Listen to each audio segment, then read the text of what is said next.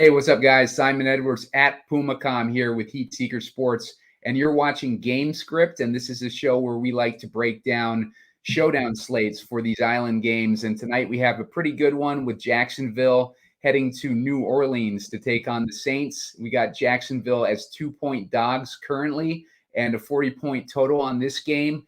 A lot of injuries hang in the balance for this game. A lot of people's statuses. We got Trevor Lawrence as a game time decision. That's the big one, but we'll get into more of these injuries. I'm joined today by my friend Spread Astaire. Spread has joined me on several of these Jacksonville games recently to break down the London games that they played these past few weeks. And so we're going to run it back tonight. We nailed those game scripts, and we're going to try to do the same with the Saints game. So, Spread, what's going on, man? How you doing today? Simon, you gave me a tough challenge today with this game. There's so many moving parts, and I can't remember a Thursday night game with so much fantasy-impacted news going on with the 24 hours before the show, before the kickoff in our show. So we're going to try and do our best, Simon, but there's some moving parts, and some when we were recording this here at 9:13 a.m., my time here on the West Coast, right? It's 12:13 for you.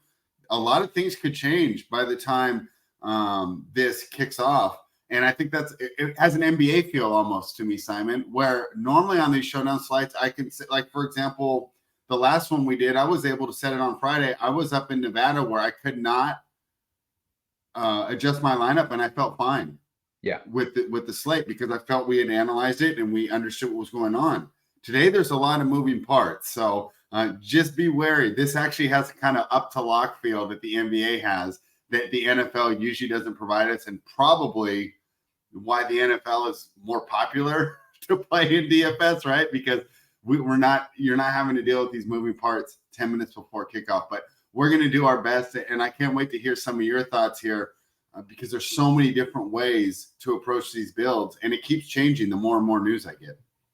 Yeah, and that's the crazy thing is when you have a major piece like Trevor Lawrence that is status in doubt up until lock, it's going to be an interesting way to break this down. We'll try to break down a lineup build with CJ Beathard in it too, but with Trevor Lawrence, like the word is right now is that he's going to try to go in pregame warm-ups, and depending on how those pregame warm-ups go, they're going to decide his status for the game. So this is really going to be one of those weeks where we don't know what's going on until probably about an hour or so before lineup locks. So just make sure to take that into account when you're building your lineups today, and with the lineups that Spread and I are building today.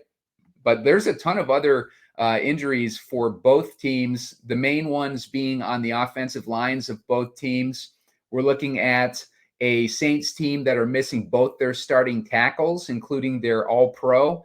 And we're looking at a Jags team that is missing Walker Little. And Walker Little is a guy that we pointed out on the show a couple weeks ago who had been doing, probably the best O-linesman for the Jags while Cam Robinson was out.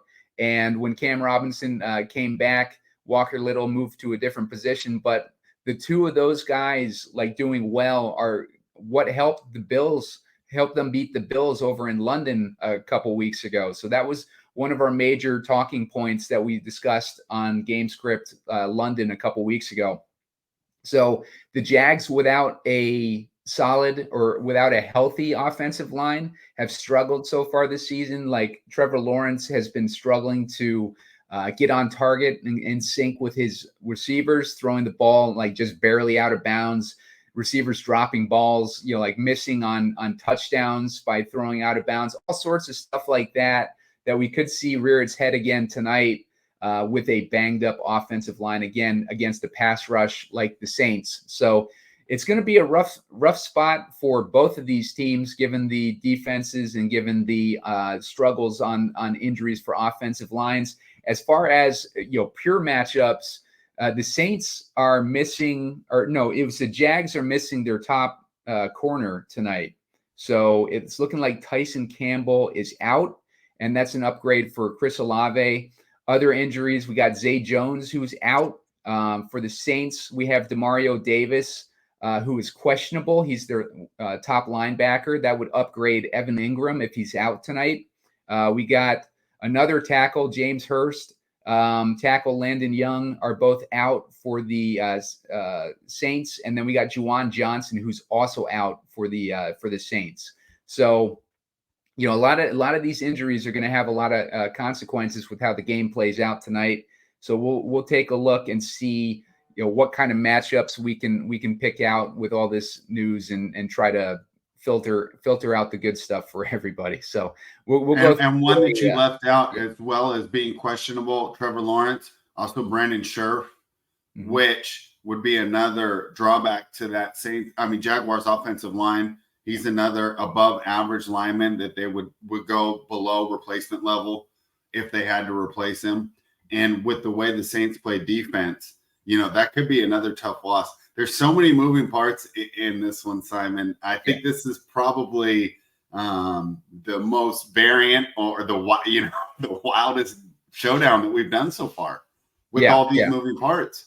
For sure. And on the opposite injury news, I was all ready to come on here and tout Kamara as either a great captain or great utility. And guess whose fantasy outlook just got diminished by some injury news is Jamal Williams, a player that I had gone all week not expecting to play, preparing for our showdown show. Now he's in. Yeah. That could take away some of Kamara's touchdown potential. I'm still going to love Kamara, and we're going to get into it why, but things keep changing for us, right? As the player who just was standing out to me as one of the top plays on the slate just got their fantasy production or their outlook diminished a little bit by the addition of Jamal Williams, who could be getting those goal line carries. Yeah, for sure. And that's never something that you want to see when you're backing a running back, when you see Jamal Williams come in, the ultimate vulture for touchdowns. And he's just been a thorn in the side of anyone with a starting running back that had him as the number 2 on the team. The Ryan Ramczyk is the tackle on the Saints. That was the All-Pro that I was mentioning earlier. I'm going to get into this player pool here so Spread and I can break down these players one by one and kind of give you an idea of what this night is shaping up like. So we'll start off with Kamara, and Spread, you can give us a little bit more detail of what you're thinking on Kamara. And I'm looking at his game log. Since he's come back, he's been the lead targeted running back in the passing game since his return.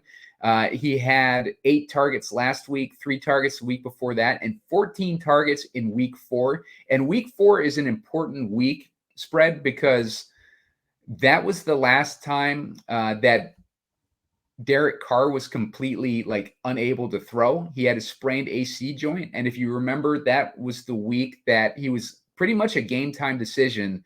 He ended up playing the game. But tonight, I think he's going to be in a similar situation to what he was in that game, not with injury to himself, but with those injuries to the offensive line and that pass rush, not giving him any time to throw. We're going to have to kind of know who he was throwing to in those short and intermediate routes.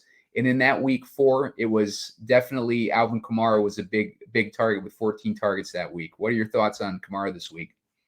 Yeah, Derek Carr, captain checkdown, which made Kamara, to me, originally the proper player to be the most high price on the slate, because we can expect a lot of checkdowns from him. We're on DraftKings. This is a PPR format.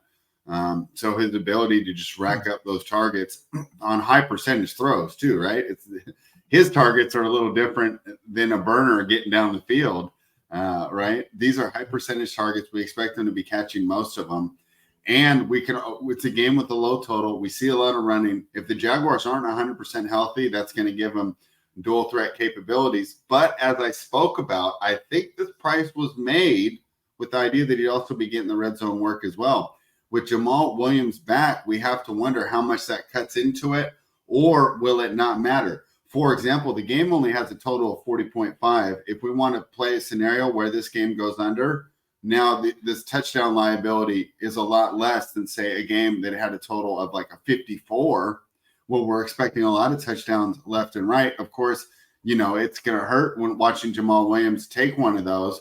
But if I'm sitting there with 10 targets, 12 or 13 rushes and a bunch of all-purpose yards, he's still going to get there for me. I think the question is, do we still like him at the captain? I think that this news with Jamal Williams has made Etienne the more valuable option in that price range, because I think he's still going to get the red zone work and technically, potentially a bunch of the targets as well. So Alvin Kamara properly placed here at the top, but maybe losing a little value here where Etienne makes a little bit more sense. And of course, when we're dealing with running backs, you're also going on your game script. I don't want, for both these players, they're almost, they're not so rush dependent.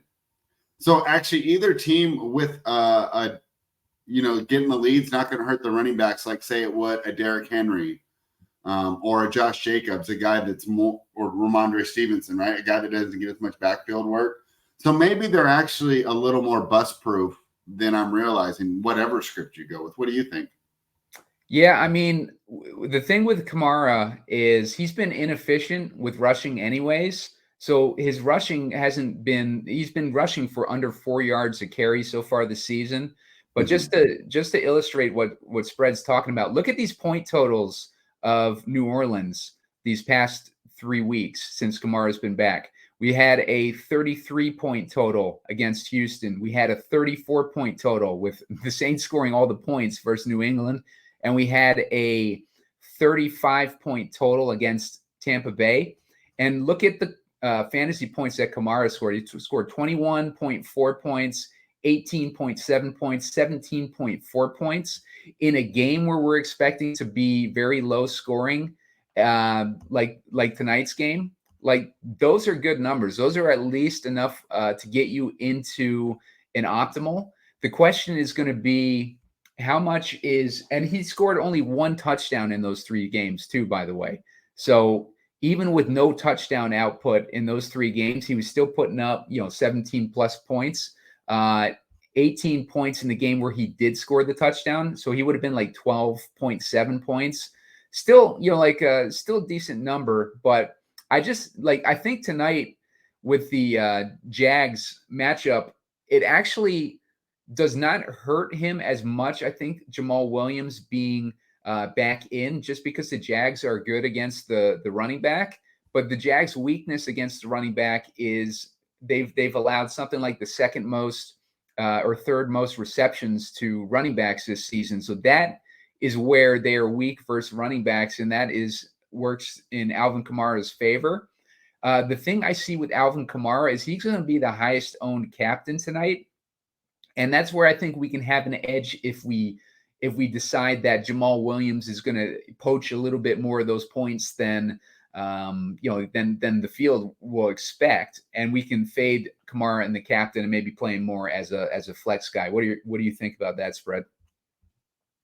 Yeah, I think there's some interesting captain options that I'd like to go away from, but I think one of the reasons we would go from these other captain options is to get builds with both Kamara and Etienne in there at the flex. So yeah, I would agree with you there. It seems like he's going to hit a lot of these lineups that I build. And today's another one, right? We talk about sometimes it all falls in place. We have our script. We're going to take 1 or 2 lineups, take a stand, and that feels great. Tonight feels like one where we want to just take advantage of a lot of these possibilities, identify some edges, take a couple stands, but then just fill out the lineups with a lot of different options there on the bottom, because we talked about it before, with these games, with these totals, it's 40.5. If Lawrence gets ruled out, it's going to drop down to 39. In a game like that, that's why the kickers and the defenses get rather popular as well. So a lot to navigate here as we're building this, and we're continuing to wait on news. But yeah, so I want Kamara in there, but I'm not necessarily sold on him as captain. You spend so much, I think you can get to some better builds by going a little more contrarian at captain, and then that allows you to use that chalk Kamara in your lineup, and I still think have a great chance of winning without being duped. Yeah, and just to transition there to ETN, I'm actually not a fan of ETN tonight.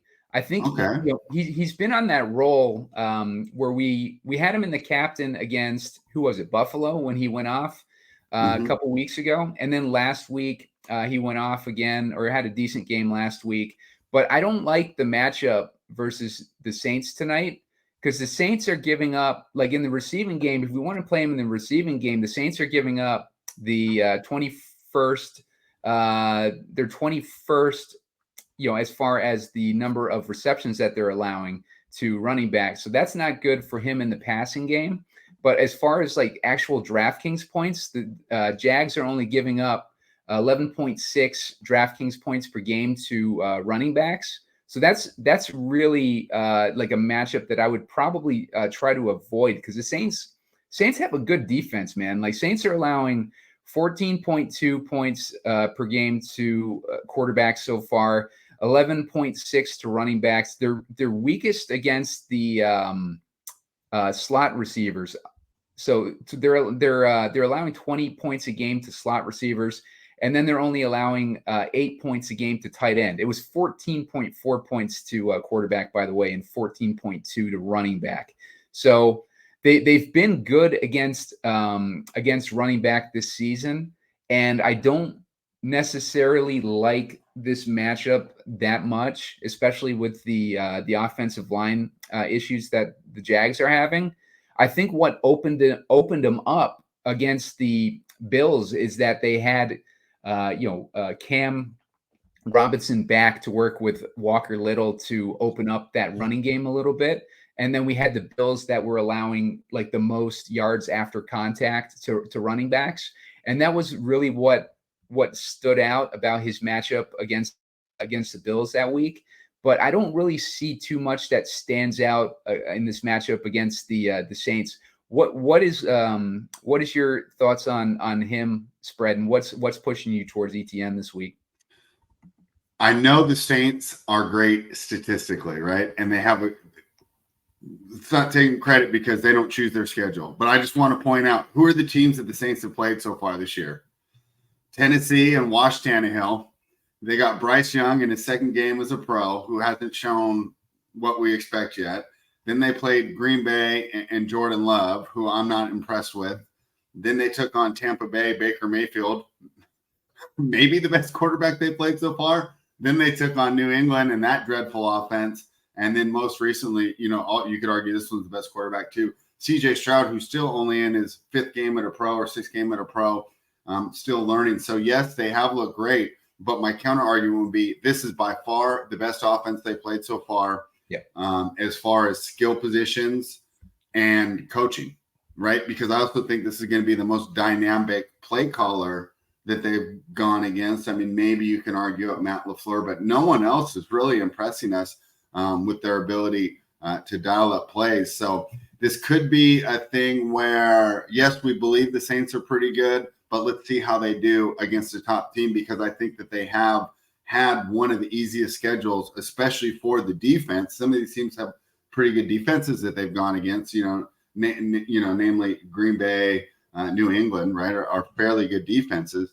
But they haven't gone against top offenses yet. So let's see how they look here. Unfortunately, it's not going to be a full referendum, because if we're doing this next week and they have a great game against the Saints, I'm going to say they played an injured Jaguars team on short rest, so they still haven't proved it to me yet, right? But if you're making arguments for Etienne, that you're just basically saying they haven't played a player of this caliber offense so far. So while they have looked good against the running back, they haven't had to face all these moving parts. Like, for example, against New England, they could key in on Ramondre Stevenson, where I don't think you can do that this week against Etienne, because rather than, Tyquan Thornton and Hunter Henry getting loose on you, it's going to be Evan Ingram, Calvin Ridley, and Christian Kirk. So let's see if that gives them a little more room to work, and let's see how this defense looks this week.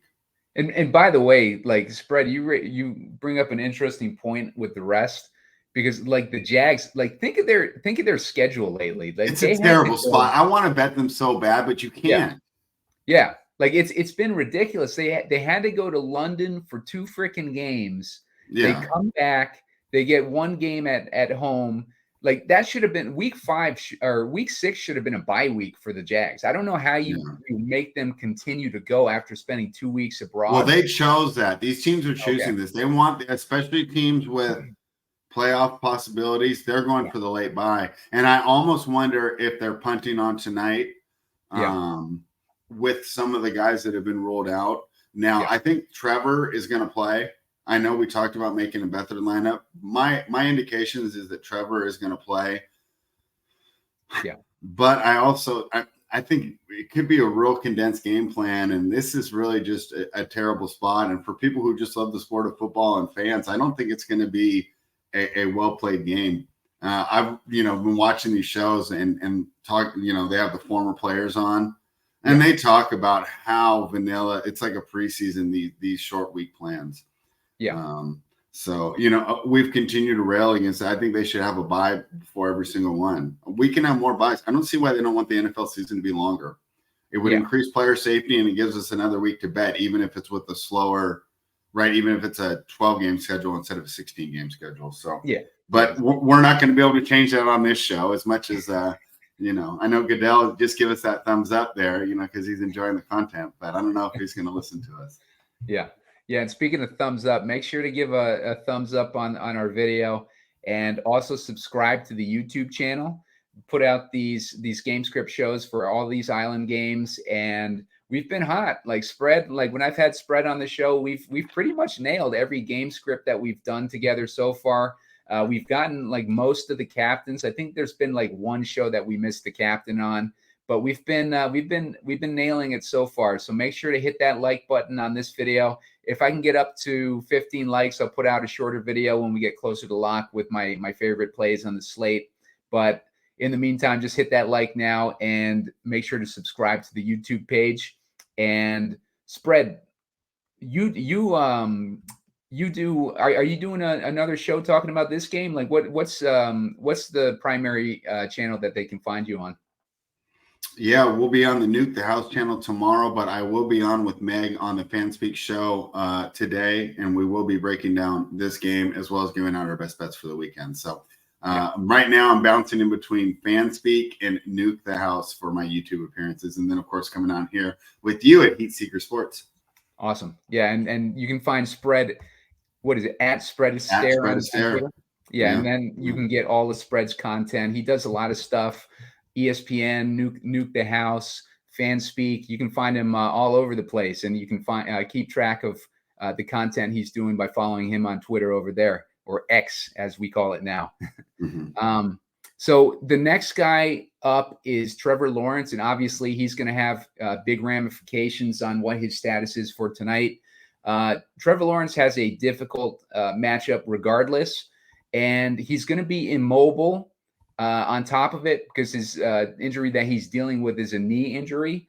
And on top of that, he's got a banged up offensive line facing a good pass rush. Spread, what are your thoughts on Trevor Lawrence tonight? He's the biggest wild card in this whole deal. And I almost think that if we were doing this show, if he was ruled out, it would be easier. Because I feel like we know what we're getting in Beathard. Whereas Trevor Lawrence, let's say he's ruled in, we still don't know what we're getting. How much of Trevor Lawrence is going to be there? How much, one of the big reasons he was, this hyped prospect was not only the great arm, the ability to read defenses, but the ability to make plays on the move. So you're taking out one of the biggest aspects of his game. Not only that, he's not Lamar Jackson, right? Right. But they do have the ability to move the ball down there, and he can pick up the 5 or 6 yard chunks, which can turn a great coverage play into a gain for the offense still, right? Where, they've done everything right. They drop 7 in covers. They play their zones perfectly, and Trevor still gets 5 or 6 yards from you. Difference between a 3rd and 4 and a 3rd and 10, and its ability to do that. So you take away those things, you have to wonder how effective he can be, and we simply don't know. Is he playing at 90%? Is he playing at 60%? That's where it makes it tough. The good thing is on a game with 40, it's easy to leave a total of 40. It's easier to leave the quarterbacks out of your build. So the uncertainty around there. Now let's go to talk about some pluses for Trevor Lawrence tonight. Because of everything that I just said, his ownership is going to be a lot lower than it normally would be. And let's say he is just simply at 90 to 95%. Now you're getting a little bit, I don't know if you're getting the discount in salary, but you're getting a discount in quote unquote leverage, right? Because the idea is if I do play Trevor, it's not going to be duped to heck like it would be if we knew he was coming into this matchup 100%. So there's pros and cons of putting Lawrence in the lineup. Of course, this is a great wait and see. I don't know how good of a medical scout you are. I know Tyler feels like he can gauge stuff from watching pregame warmups. I don't know if I feel I can do that, but a lot of that really comes down to you basically just taking a stand. And I hate to say it, you're kind of guessing. Yeah. Right. You're kind of guessing. So if you're only building a single entry lineup, I think it's tough. If you're building multiple lineups, I think you just put him in some. But he's also easy to leave out because even if he is 90% or 85%, there's also a good chance he doesn't hit the optimal if this game does go under and we see some defenses, some kickers, and maybe certain skill players just getting pelted, right? Like if a majority of his targets go to Kirk or majority of the targets on the other side go to Kamara, and therefore Carr doesn't make the ideal lineup. The other thing to notice about when you are talking about these quarterbacks, though, 9,600 and 8,800 once again. 8,800, don't you think that's pretty low for a quarterback when you're contrasting him with Derek Carr? So I don't know. Maybe they're trying to get away from the zero QB builds winning. I thought that was kind of a low price there. I think that the Lawrence one at 9,600 accurately, puts in the uncertainty around his play because he could be terrible or he could come out of the game early. He could give it a go and he couldn't be knocked out in the first quarter, in which case almost every Lawrence build you have is going to be dead. I think it's a tough one. You have to take your chances, but as far as me being able to give out inside information or tell you, right, definitively that you should play or fade him, it's tough. This is the toughest part of the whole slate. Take your stands, and also this is another one to see how the lineup builds out, right? I mean, if he's fitting him perfectly, you can get him. But I think it's also easy to get away from him as well. I see you pulling up the game log right now, but unfortunately with that injury, I don't know, like, how predictive is it? No.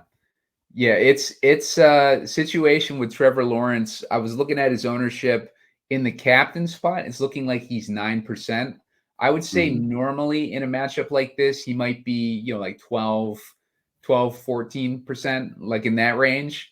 But yeah, you definitely get that leverage discount that Spread was mentioning in the captain, especially 60% ownership overall, which seems pretty low for Trevor Lawrence given his upside. But like Spread said, like what I'm looking for in these in these game logs is the rushing that we're going to be missing out on tonight. And he had 3 attempts last week, 7 attempts, 8 attempts, 3 attempts, 5 attempts. And, those produce 15 yards, 31 yards, 42 yards, 12 yards. And he's getting about 3 points a game for, like rushing alone. He hasn't gotten any rushing touchdowns. So we're not missing out on, like him, scoring a rushing touchdown based on what he's done this season. But that's 3 fantasy points. And when you're talking about a low scoring game, like where he's kind of, been scoring low fantasy outputs anyways, like 10 points, 15 points, 16 points, 15 points are all in his game logs.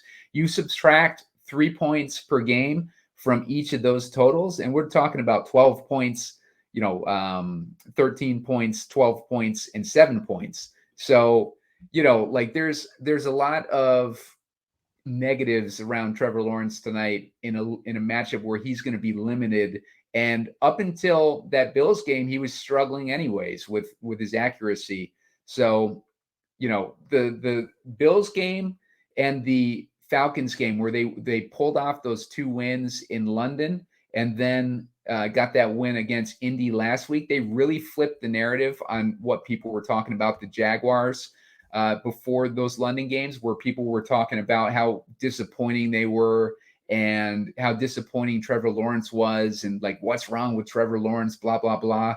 Like now the script is kind of flipped to the Jaguars are hot, like, and the Jaguars are a team to beat again. So, it's really like the narrative around the Jaguars has really flipped in the last few weeks, but now they're heading into this tough matchup on a rest disadvantage and a rest disadvantage as far as like having to go abroad for 2 weeks and just having a brutal schedule. And now they're in this, playing in New Orleans, which is a loud stadium, and they got a lot of passionate fans, and like it's going to be a struggle for the Jaguars tonight overall, and I don't think that's going to benefit Trevor Lawrence at all tonight.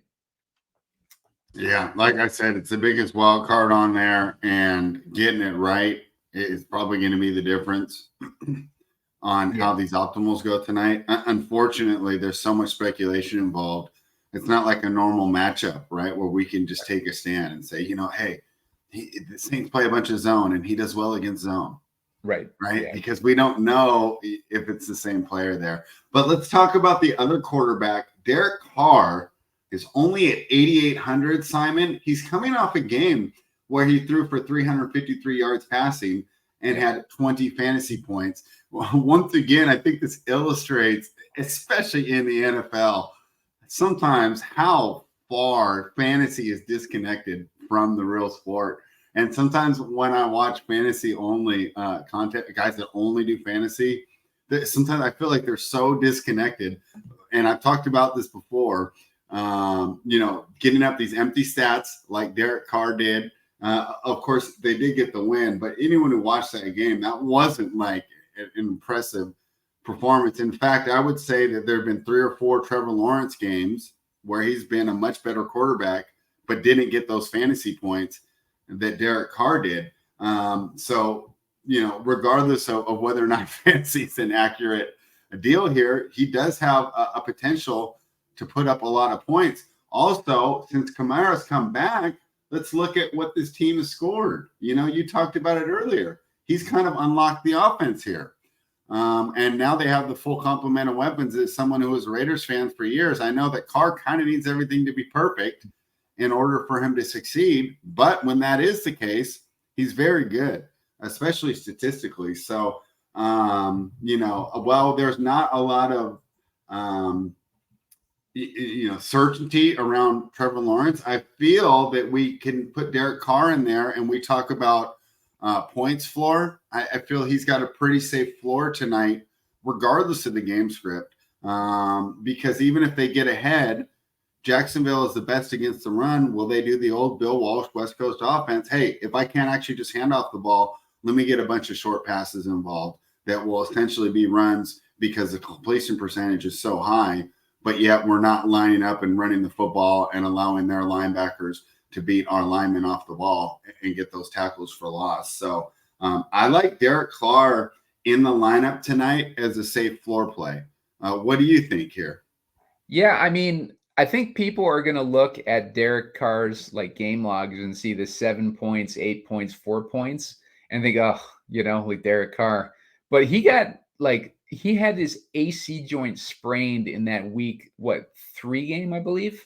So right. The week 3 game, you can scratch that off his game log. You can scratch off week 4 off his game log because he was playing hurt. He was a game time decision that game. You can see versus New England. And he shouldn't have played in that game. Yeah, exactly. He shouldn't have you played. Watched him out there. He wasn't 100%. But that's how when you got Jameis Winston back there, I don't think he wanted to lose the job. Yeah. Yeah. And if you look at weeks 5 and 6, where he started to get healthier, we're looking at, 16 points and 20 points.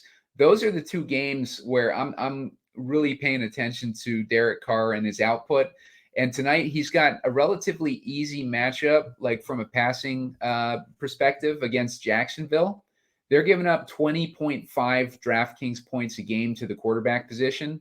And I think they're giving up something like 280 passing yards a game. So teams are choosing to pass pretty heavily on the Jaguars. The only thing that sucks for Carr tonight is his offensive line. His offensive line being so banged up, because he's got Olave matched up in a good matchup because they're Jacksonville's cornerback is out. Tyson Campbell's out tonight. So he's got a good matchup to hit Olave, but the problem is how is he going to hold up under pressure? Because Jacksonville's got a couple good pass rushers that are going to be able to get to him. But I'm with Spread. I think that he has probably a safer floor than Trevor Lawrence if Trevor Lawrence plays tonight. Oh, I completely agree. Now the question is, so we both like Carr.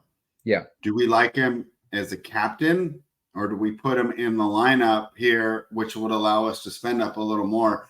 While you were breaking that down, I just messed around with the little 5-1 Carr captain build. I don't think it's that bad. I think I can get to some nice spots here. What do you think? Do you want him as your captain, or would you rather just choose that 8,800 and allow you to have a more balanced build?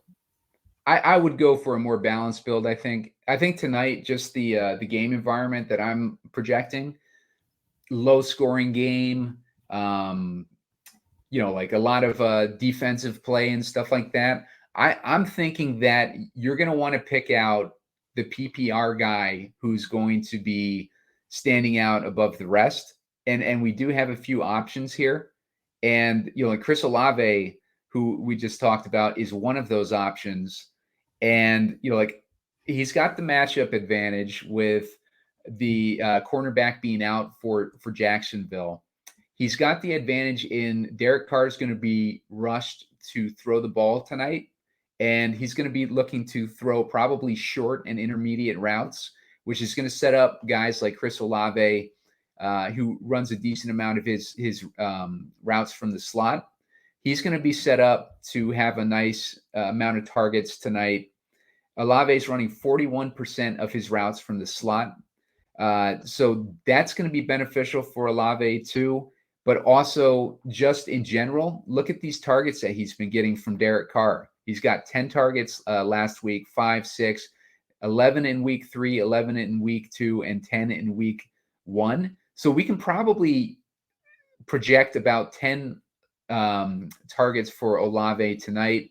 He took a little dip when Kamara came back in weeks 4 and 5, but last week he was back up. I think, though, last week Derek Carr had like 50 pass attempts. So maybe bump that down to like 8 targets. If we can project 8 targets for Chris Olave against a defense that's giving up a decent amount of points to the wide receiver position, they're giving up 26 to wideouts, 26 DraftKings points a game to wideouts, and 13 to the slot. But they are pretty weak against the slot, so I think that 13 number is a little bit deceptive.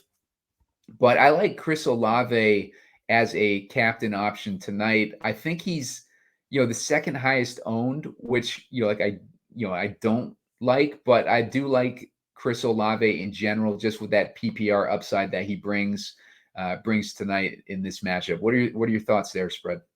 I'm building one right now. What do you go here? 4-2 or 5-1? I think you want to go 4-2. I got a nice little 4-2 right now with an Olave captain. Yeah, 4-2 Saints. Yeah, 4-2 Saints. Yeah. I like the 4-2 too. And I think, like with a game this close, I think it doesn't matter which 4-2 you go with; they're going to be the same ownership. So if you think the Saints are going to win, just go with the Saints 4-2. You don't have to worry about getting cute with a 4-2 on the dog, just because I think they're going to have the same ownership. But I do think that the Saints, I just think overall tonight they are looking like a matchup advantage as opposed to the Jags. But we can get into a little bit more with Ridley on the Jags side. With Ridley, we're looking at a guy who's kind of come alive in recent weeks. He's still struggling a little bit.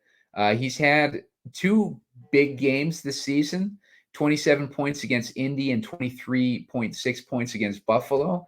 Now, I think a lot of people are going to be looking at Ridley tonight and saying, well, he's going up against Marshawn Lattimore, and that's going to be a bad matchup for him, and the Saints are really good against against receivers.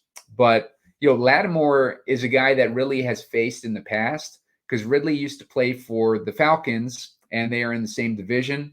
And the times that Ridley faced off against the Falcons, against the Saints, he basically owned them. Like, he had 1 down game against the Saints when he was over with the Falcons. And a lot of times, Lattimore was on Julio in those games, but the game where he faced off against Lattimore directly with Julio out of the game, he had 10 targets, 8 receptions, and 91 yards. So Lattimore's been, like a famous shutdown corner for a lot of these division rivals like Mike Evans and Julio Jones, but he did not shut down Ridley in the times that they faced off against each other. In 2020, when he matched up against Lattimore, Ridley had 5 receptions for 108 yards. So he's done well against Lattimore in the past. The only question is, well, there's a lot of questions. The questions of rust. Is Ridley going to have that same ability against Lattimore that he did in the past? It's going to be health on Trevor Lawrence's side. Is Trevor Lawrence going to be healthy enough to accurately get him the ball? And it's going to be the offensive line. Is he going to have enough time to deliver the ball to a guy like Ridley tonight?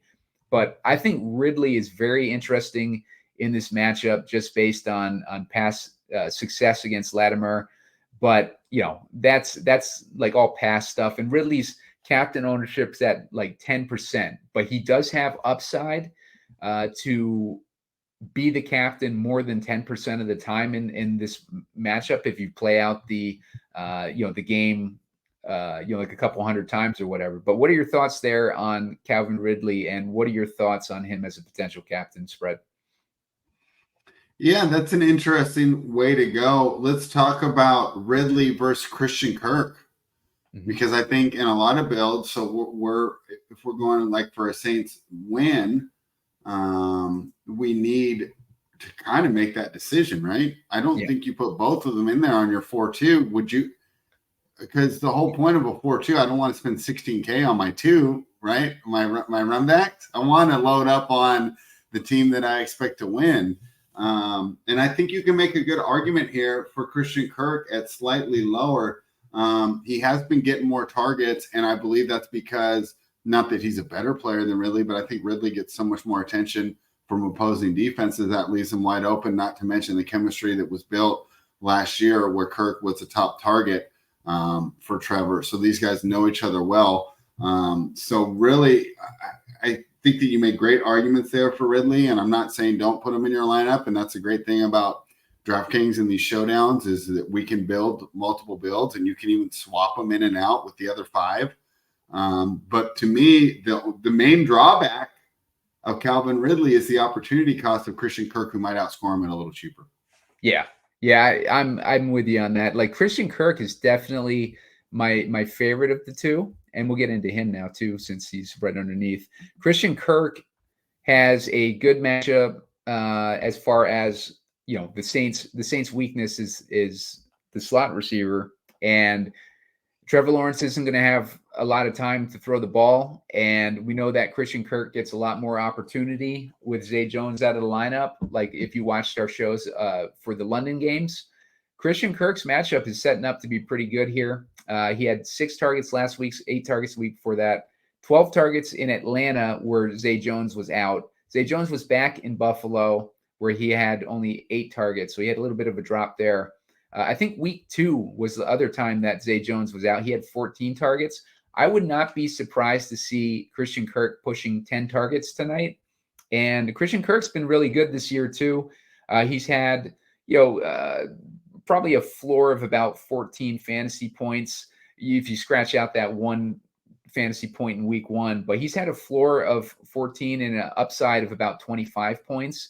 And in a game like tonight, where they might have to target him often, with the run D being so good on the Saints side, and Christian Kirk being in a soft spot of the Saints defense and everything like that, with Trevor Lawrence maybe having a little bit less time to throw than normal tonight, I think that sets up Christian Kirk to have a lot of targets tonight and to have a lot of upside for sure.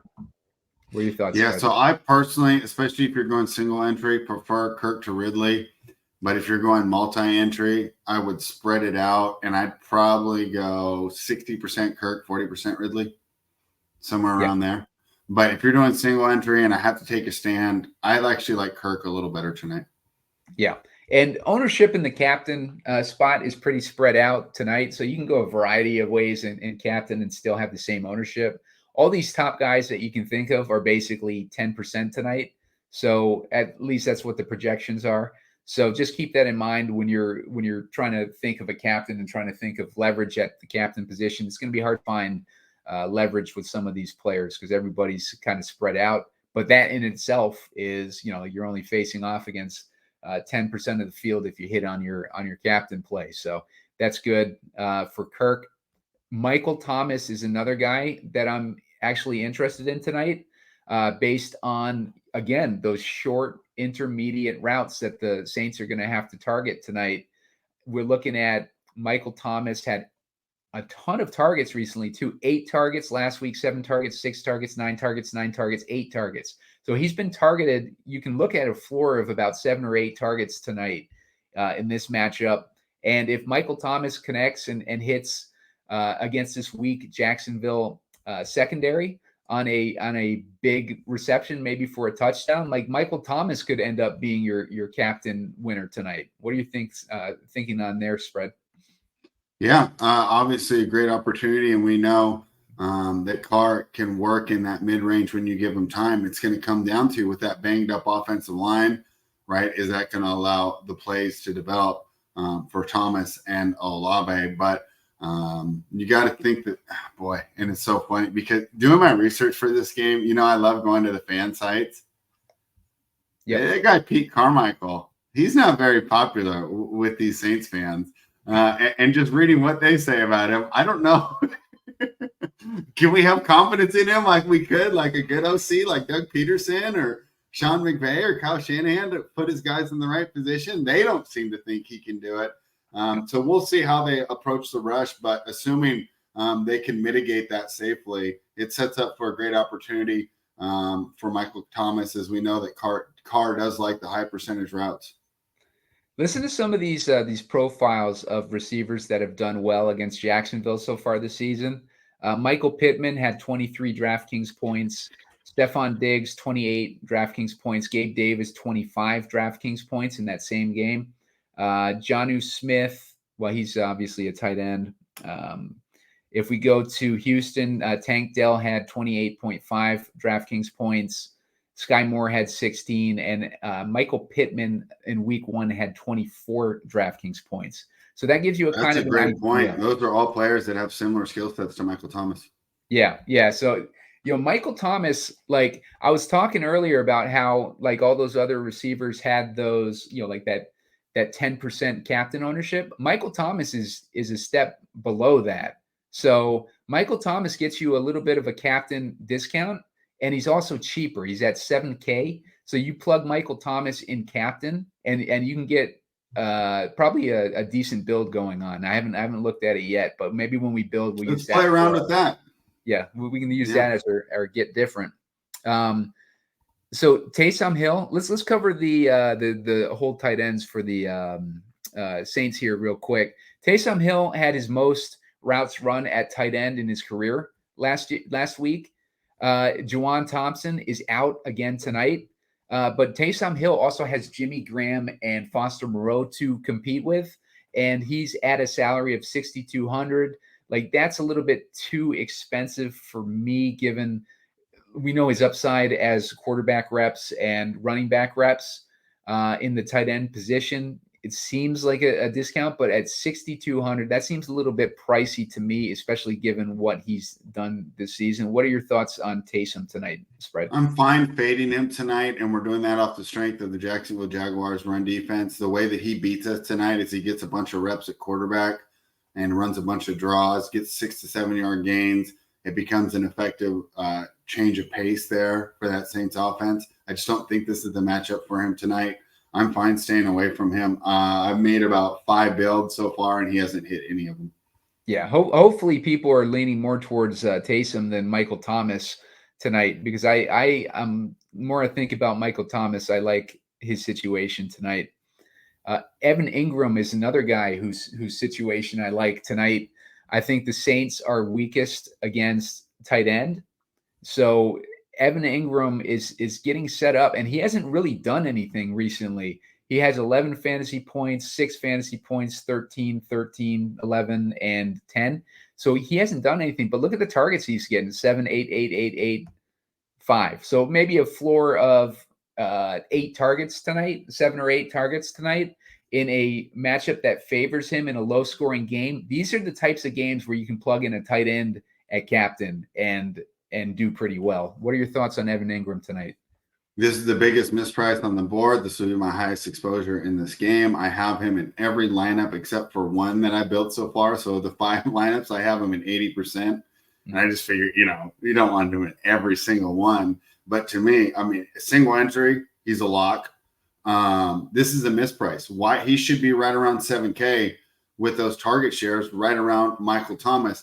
And the only reason that he hasn't had a big fantasy game is he hasn't had a touchdown yet. We know those can be kind of variant. I was looking into some stuff about red zone targets, and I almost felt like there's so much noise in there and not a lot of signal because the sample size is so low, and so much of the quarterback's decisions are not going to be based on what their offense wants to do, like it would be between the 20 to 20 when they're going against more base defenses, but what the opposing team's defensive coordinator has decided that they're going to allow, because obviously, you can't cover everyone.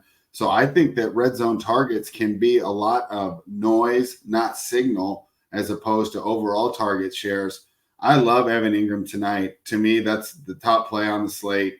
The debate on whether or not you put him at captain or not is fair, but he's going to hit a majority of my builds, and I'll personally be shocked if he's not in the optimal tonight without an injury. Yeah, if he plays the whole game, he's in optimal in my mind. I agree with you. Yeah, and the beauty of him not having a touchdown yet this season, like just being bad touchdown luck, is that his ownership will be in check, especially if you want to put him in the captain spot. And these are the games where the tight ends show up in the captain spot. Tight ends and defenses in these types of games, and that puts us to the Saints D, which I like tonight as an option. I'll have in my player pool. I think they just got a good matchup, and there's too many things, going in their favor tonight. I think the Saints D is definitely an option for tonight, at least in the flex. What are your thoughts on Saints D tonight spread? Yeah, you definitely have to consider them. If Trevor isn't 100% or fails to play, if it's Beathard, that Saints D is going to be huge. Yeah. Going back to my last point about Ingram, though, I've been capping this whole game or doing this whole breakdown as if Trevor will play. Yeah. If Beathard's in there, we know how much these inexperienced quarterbacks love tight ends as well. Yep. Yeah, exactly. I think Ingram's in play either way. He's probably the best play on the slate as far as like a price perspective. Group. I'm going to be having both these kickers. I don't think we need to go too much into the kickers, but I'm going to have them both in my lineup tonight. We've seen a couple, 3 out of 6 weeks, he scored double-digit points, and in a game where we're expecting a low total, that's going to be valuable. And Group makes the player pool tonight for me, as well as McManus, who is also had 3 double-digit points, including a 17-point game and a 14-point game the last few weeks. Spread in a game where the Saints are going to be the defense that these guys have to go up against and face in the red zone. I think there's going to be plenty of stops and plenty of opportunities for these kickers. What are your thoughts? Yeah, and they're playing in a dome too, which helps us a lot. Also, Thursday night, I talked about earlier how the condensed game plans should also meet more conservative game plans. Both kickers are an option. And in fact, when I'm building the 4-2 with the Saints, I'm liking McManus a lot with the idea that if the Saints do get this win, they do get this cover, they're probably pretty effective in the red zone, holding the Jacksonville field goal. So both kickers are an option, and I especially like McManus on a heavy Saints build. Yep. And Shaheed is another guy. Rashid Shaheed is another guy. Like, I normally love Shaheed, but in this matchup, I don't like Shaheed. I think that with Derek Carr, like, he's not going to have a ton of time to throw the ball tonight. And I just think that they're going to probably focus more on the shorter routes, which with your Shaheed, you're basically making your money on those deep routes. And he's had 2 receptions last week, but he got 85 yards with those 2 receptions, just to kind of illustrate like the types of targets that he gets. he got 6 targets. He connected on 2 of them, and he got 85 yards. But, normally I like Shaheed, but something like my gut's telling me not to go Shaheed tonight. What are you thinking there, Spread? I think he's fine for a dice roll if you're trying to be contrarian. If you're building multiple lineups, you can go ahead and throw him in there. He does have that, 3 catch, 2 touchdown upside here, but he's not making my single entry builds. Yeah, and I'll say with Shaheed too, just to kind of counterpoint, what I said earlier is, the Jags obviously have a weak pass defense. So if you want to go there, like, go ahead. Like, I personally am going to probably not have a ton of exposure to him unless he, is one of those pieces that where I'm left with like $5,500 left. I'm like, okay, I'll put in Shaheed. You know what I mean? Like, I'm not going to go out of my way to get him in lineups, but with the upside that he has in Jacksonville's defense, I don't blame anyone at all for keeping him in their player pool. I just think with the damage that has been done to the offensive line of the Saints and Carr, he's going to have no time to throw tonight. I just think that things are pointing against the Shaheed night tonight. So that's why I'm going to probably stay away from him. And Jamal Williams is next up. He's going to be playing tonight.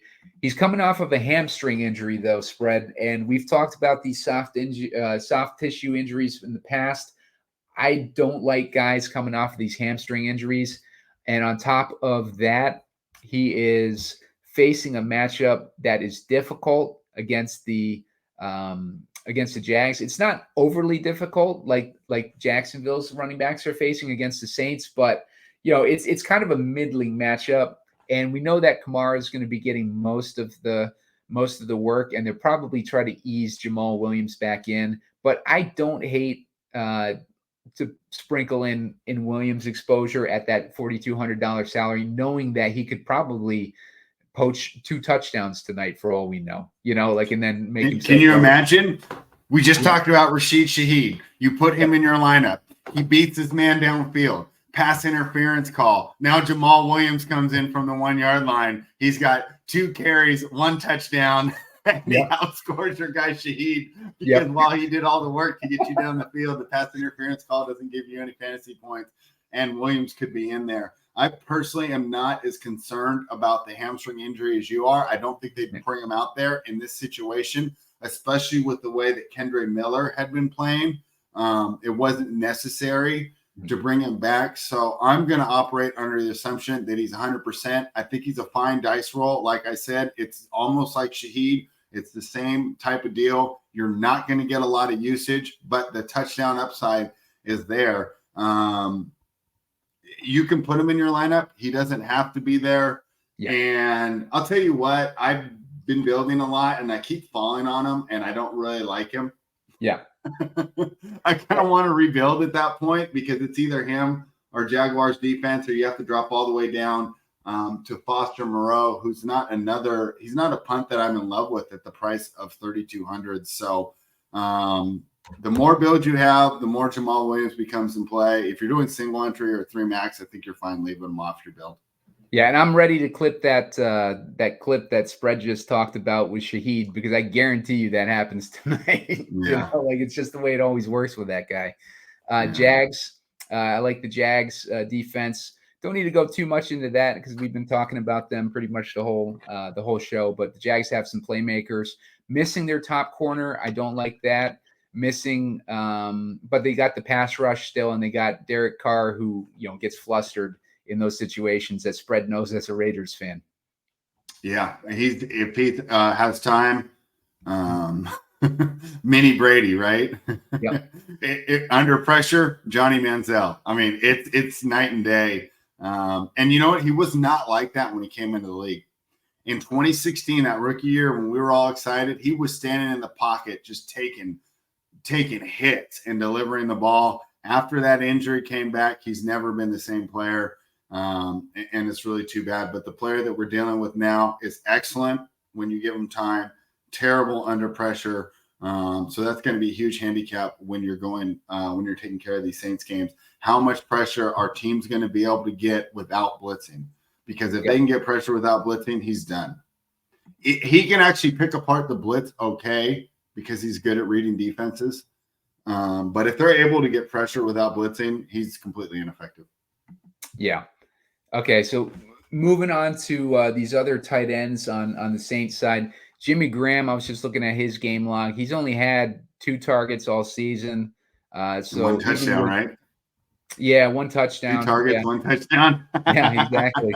So even with like the injury to Juwan Thomas, I'm not really interested in him. But Foster Moreau, I think, got some work last week. 4 targets last week with Thomas out. He had 7 points off of that. So he's a guy that's pretty interesting, especially if you think that Taysom Hill's ownership is going to be inflated. Like Foster Moreau might be a good guy to pivot to if you're looking to get a little bit different. And he's a salary relief, so keep him in mind if you need that salary relief.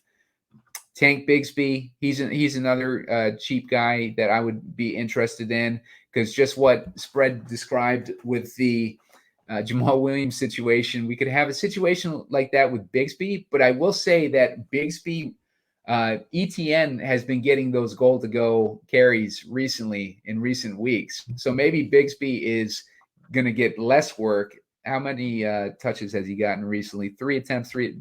Yeah. I take that back on Bigsby. I don't like Bigsby at that price. Yeah. Bigsby should be less than 1,000.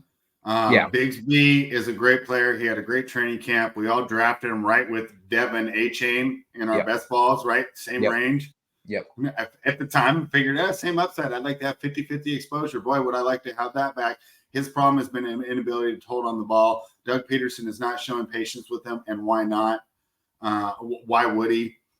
He's got one of the best running backs in the game in Etienne. So you're really going to have to steal those carries from him. And you're not stealing carries when your coach is worried about you putting that ball on the ground. That's an egregious misprice. I'm fine just taking him out. If you're running 150, I think you can take him out of your player pool safely. And if he beats you, he beats you, but he's only beating you with an Etienne injury, in my opinion. There's no way that this team fully healthy, Tank Bigsby. Well, okay, there's not no way. There's a very low chance that Tank Bigsby plays off the 2,200. If you're going to punt, go with Jamal Agnew or JaMycal Hasty. I mean, JaMycal Hasty's got just as much upside, and I just saved myself $2,000, and that could be the difference, right, between Rashid Shaheed, who's a complete dice roll, and Michael Thomas, who I can almost pencil in for 6 or 7 targets right now. So I don't like punting in this little 2K range with Kendre Miller in there. He would have been interesting to me at 1,800 without Williams. I've taken him out right now. I guess you can make an argument for this guy, Strange, who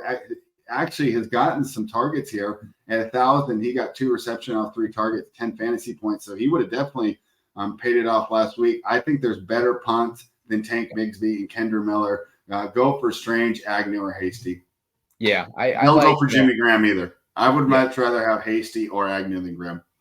I would lean Jamal Agnew if I was going dumpster diving, just because Zay Jones is out. He's going to be the wide receiver 3. And I think the last time Zay Jones was out, he had 5 targets in that week 3 game against Houston. He got 7.9 fantasy points, but he had opportunity. Didn't do anything against Indy. I think Zay Jones was out. Zay Jones was out last week, right? Like for Indy? I'm almost positive. I'll double check, but I'm almost positive. He's been in and out of the lineup. You know what's funny? Zay Jones gets so many red zone targets, and that's not the player that I always targeted him at. I always targeted him as like that. Who was that guy in the Eagles? Deshaun Jackson, right? Yeah. The straight line burner. Right. But he's been getting a lot of red zone targets, but no, he's only played in 3 games this year.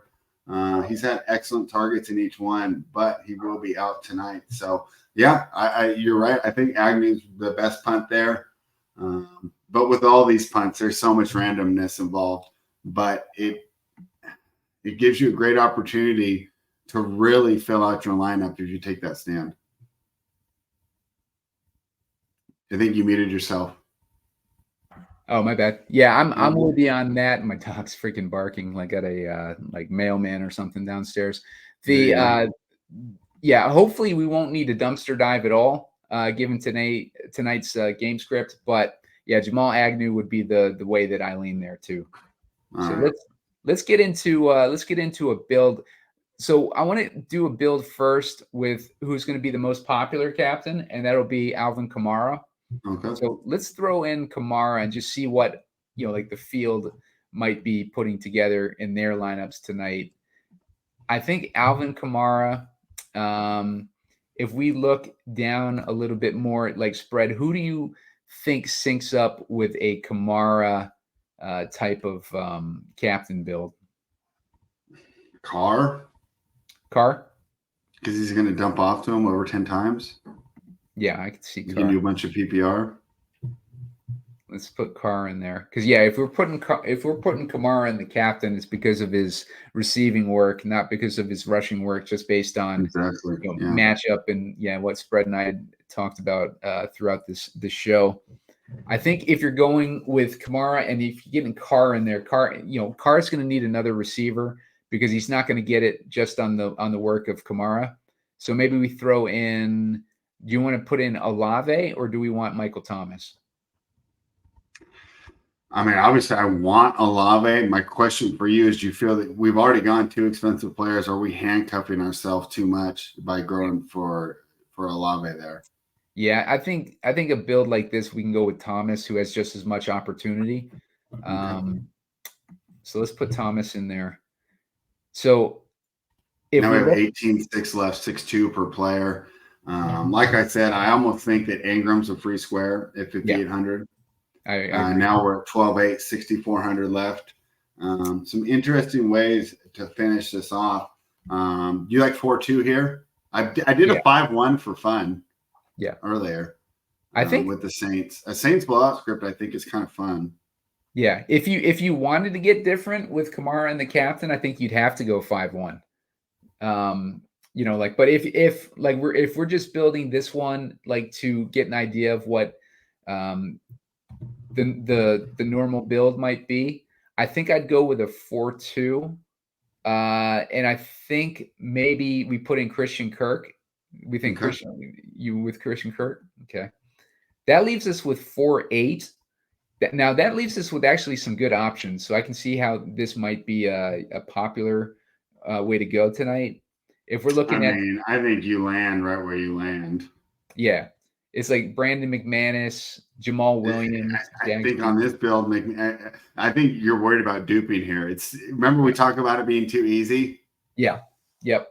I mean, so let's say we get different. I don't want to go for a Jaguars defense when I've already got all these skill players, right? So now where do I drop down to? I mean, yeah. I do like this build. I'm going to throw one in and just know that if it wins, I'm duping with like 100 different people. Yeah. And I don't hate that either. Like I think same along the lines of spread, if this is a type of build that we're putting in a lot of guys that are going to get targets tonight. Thomas, Ingram, Kirk, Kamara. Like we're not going for necessarily touchdowns in this build. We're going for PPR points. And I think, I kind of like, I kind of do like the Jags in this build just because I think that I want to have, maybe a defense in it.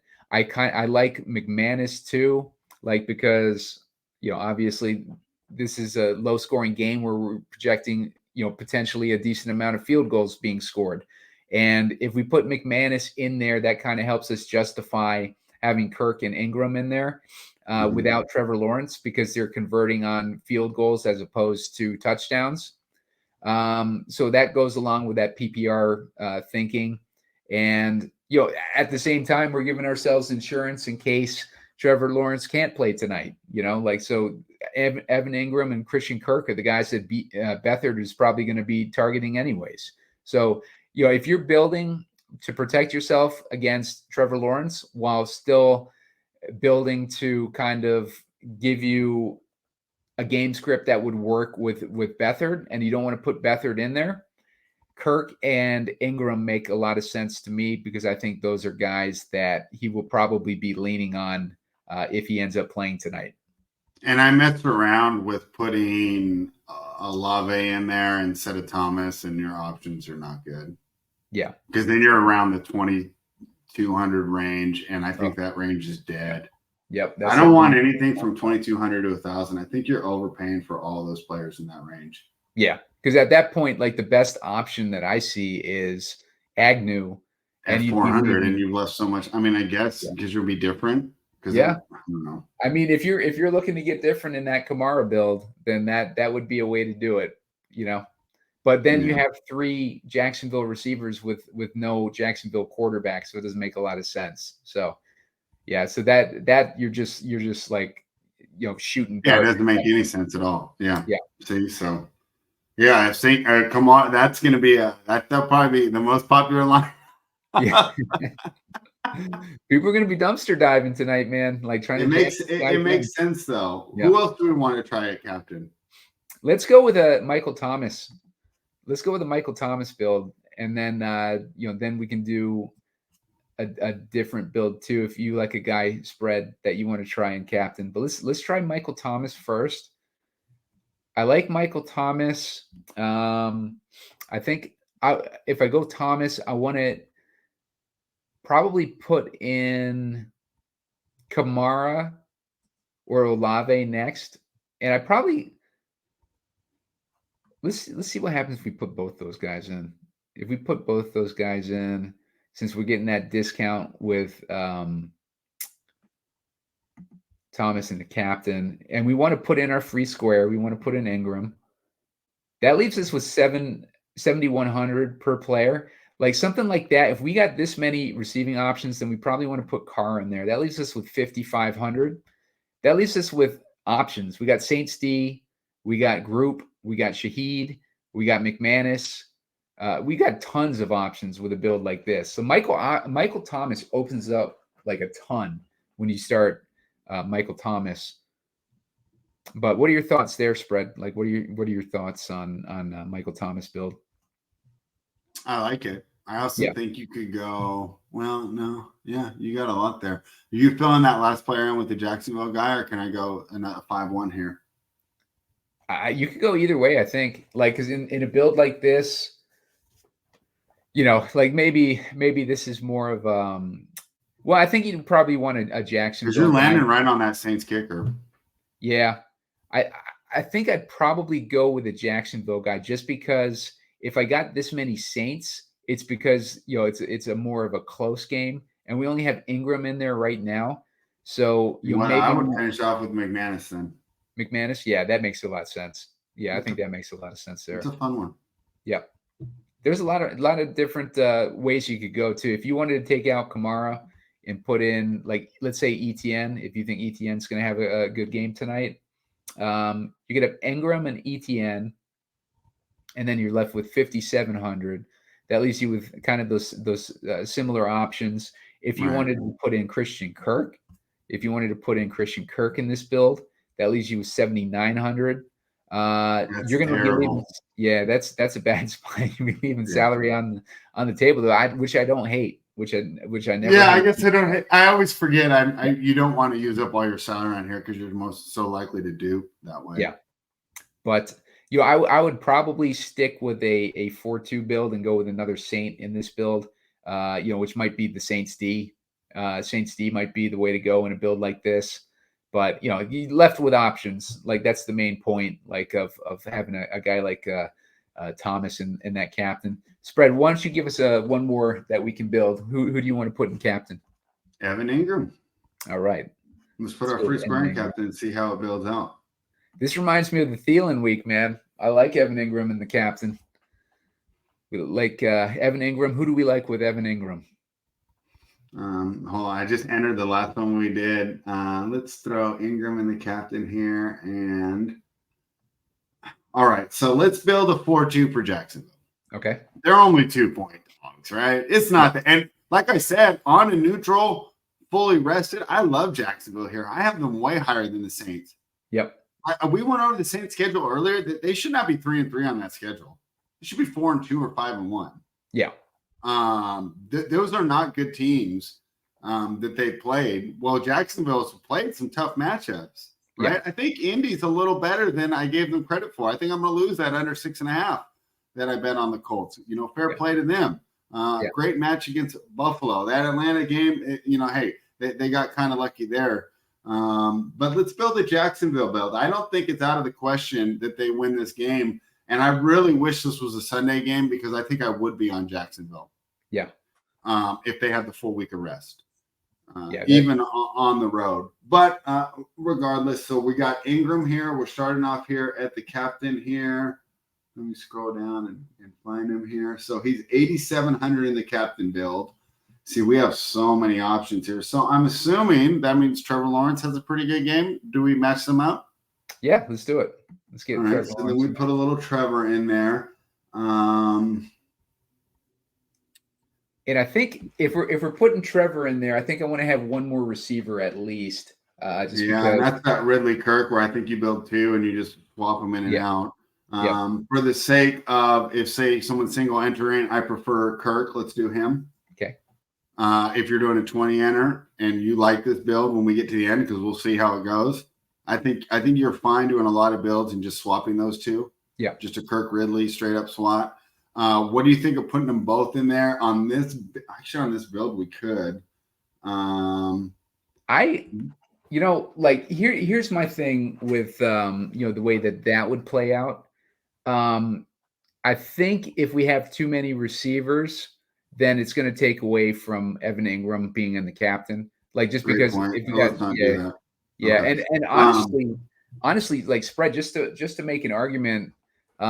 With the Ridley side, like I think a build like this is where it's more like Evan Ingram's getting the targets, and then Ridley is beating Lattimore in his matchup, and maybe he gets a couple bombs, but he doesn't convert on a touchdown.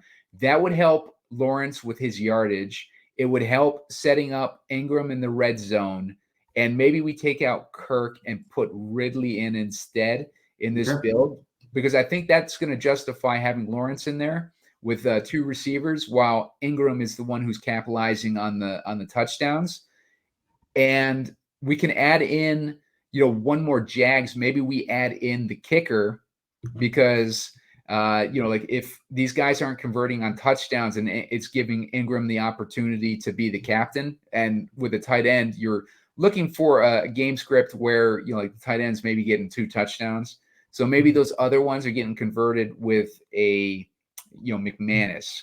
So that leaves us with 9,250. Who do you like on the Saints if we go into Carr? In this script, we're going Carr. Jacksonville gets up. They're up 17-3 at halftime. They've completely taken the run out of their game. And who's better? Well, there's probably a lot of people. But one of the best players in the league at padding their stats, playing against a soft cover 2 defense that's built to protect a lead and take time off the clock is Derek Carr, who had plenty of experience doing that in Las Vegas and Oakland, where his defenses constantly gave up 20 to 24 points in the first half, and he's playing from behind. This is a great script for Carr, and it leaves us with so much money on the table still. Yeah. You can go anywhere. You see where I'm landing, but you can also get a little bit different there as well. I think that, we talk about swapping in and out on this final one. Maybe you swap out Thomas just so you don't land with everyone else, but maybe you don't, because the idea is that with that Evan Ingram captain, I'm not really worried about duping, right? I'm worried about duping with my Kamara captains and my quarterback captains. Other than that, I don't think I am. I think I can feel safe to just feel it out and just, obviously there's still the chance. But I like where I land there. I got the 2 heavy hitters there for New Orleans and most of the main pieces here. And like I said, I can make it, enter it, and then I'm going to do one more, and I'm just going to switch out Ridley and Kirk. Yeah. Okay, so I got one of these, those guys, and I got one with Ridley, and I got one with Kirk, and this is my Jacksonville gets the upset, which, like I said, I don't think is that crazy. I don't think it's that crazy. I think they're a much better team. Yeah. I think the only reason this number is that way is because of the situational spot, the fact that this team is coming and beat up. And if I'm Doug Peterson and we get down, you ever seen teams just run the ball down by 2 scores? You might see that tonight from Jacksonville. So those possibilities are taking us away from this Jaguars build. If this was on a neutral equal rest, I got the Jaguars favored by 3 or 4 points. So Yeah. I like this Jaguars contrarian build that we just did, and I built it, and I'm just switching it out right now. So I'm going to have one with Ridley, one with Christian Kirk, and I'm happy being contrarian this way. And isn't this so much fun when we do these showdowns where if we were single entering, we would love those Saints builds that we had earlier because that's the way that we think the game is more likely to go. But we're also acknowledging the fact that Jacksonville is the better team. They're live here. It's Thursday night. Anything can happen. And I'm not really that impressed with the Saints. So we have a nice little run back. We're not just, if the Jaguars go ahead and you bet the Saints, and they're up by Jaguars are up by 20, you're throwing your drink against the wall and turning the game off because you're not going to win the bet. We have great options both sides here. So I love this as a way of kind of hedging our earlier build here and a great way to get contrarian. In fact, I like this build a lot because I think it's a less chance to dupe. Yeah. And one thing that I will say too, if we want to do a 5-1 Jacksonville, if we take Carr out and put in Kamara, because they're playing from behind and they're getting a bunch of those, and he's the only one racking up points, which is why Carr doesn't hit the optimal. Yeah, like this leaves you options too. Like you could go with Thomas, you could go down and put in that Jacksonville defense, which will leave a bunch of money on the table. But it makes a lot of sense in the script that Jacksonville defense is coming through. Kamara is getting those desperation dump offs from Derek Carr, who's under siege, and then on the other side you got Jacksonville is just rolling. They're just rolling on this offense on the like the other side. And like this game, this could support like kind of a low scoring game too, because if Ingram gets 2 touchdowns, Ridley's got like 90 yards and 5 receptions.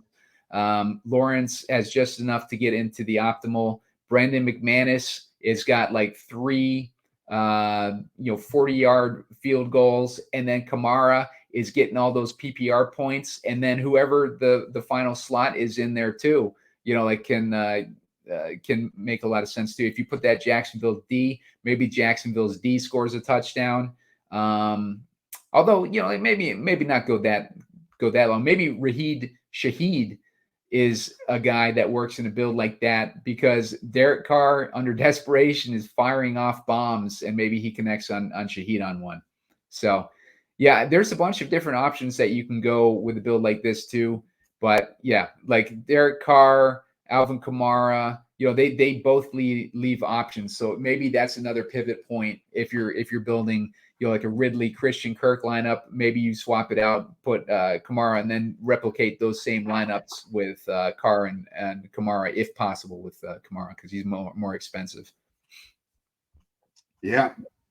I mean, this is such a fun game to go through all the different possibilities. And on some of these showdown slates, it just feels like the lineup builds itself. I don't feel that way tonight. There's so many different fun options to do. What a great night to multi-enter. And if you don't have a big bankroll, I mean, there's a $3 contest.